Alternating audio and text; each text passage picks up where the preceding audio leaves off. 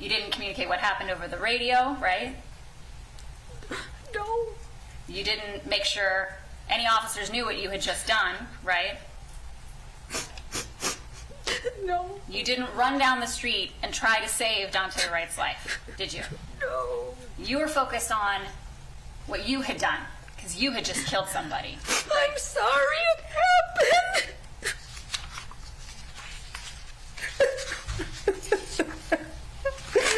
I'm so sorry. Former Minnesota police officer Kim Potter breaking down in tears on the witness stand as she recalls the moment she fatally shot 20-year-old Dante Wright. Here now with the latest developments in the trial and what's next, Fox News legal analyst Gregg Jarrett. Greg, what is next in this case as you watch it? Well, it'll be up to the jurors come early next week when they get the case and deliberate. You know, it's always a bold move to put the accused on the witness stand, but it's also perilous. You never know how the jury is going to react to what you just saw. Was she feigning tears, or was it genuine and sincere as she sobbed and repeatedly apologized, saying, "I'm sorry, I didn't mean to hurt anyone"? You know, there's a very fine line between a mistake and culpable negligence or recklessness, which is manslaughter in this particular case under Minnesota law. And, you know, the law struggles to differentiate between the two, and so do jurors when they come to deliberate. Greg, you make an important point that I think deserves clarification for our viewers.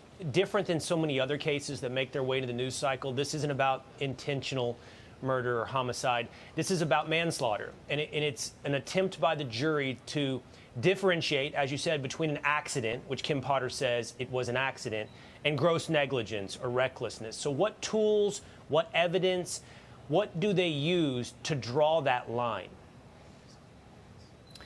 Well, one of the important aspects of this case was the testimony of Sergeant Michael Johnson, who was there on the scene. He was leaning through the car window attempting to handcuff Dante Wright, who was resisting arrest, fighting with police, and attempting to flee. And Johnson said he pressed the accelerator of the vehicle to get away. And Johnson said, "I feared for my life. I thought I was going to be dragged to my death."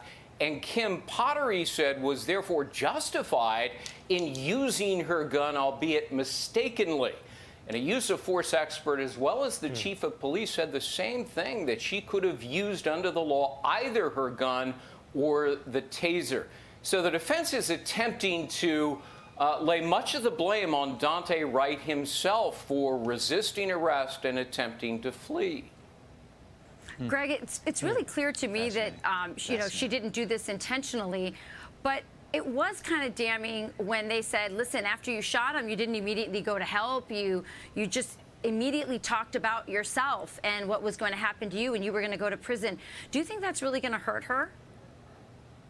She explained through her attorney that she was traumatized and in shock. She was mortified that she had mistaken her gun for a taser.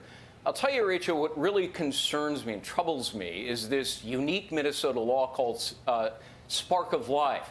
It allowed the parents of Dante Wright to take the witness stand and talk about the importance of his life, which is fine. But it also allowed them to portray their son as this angelic person. The jurors don't know, for example, that he's been accused of shooting a teenager in the head, accused of shooting a man in the leg during an attempted carjacking, and robbing a woman in her own home at gunpoint and allegedly sexually assaulting her.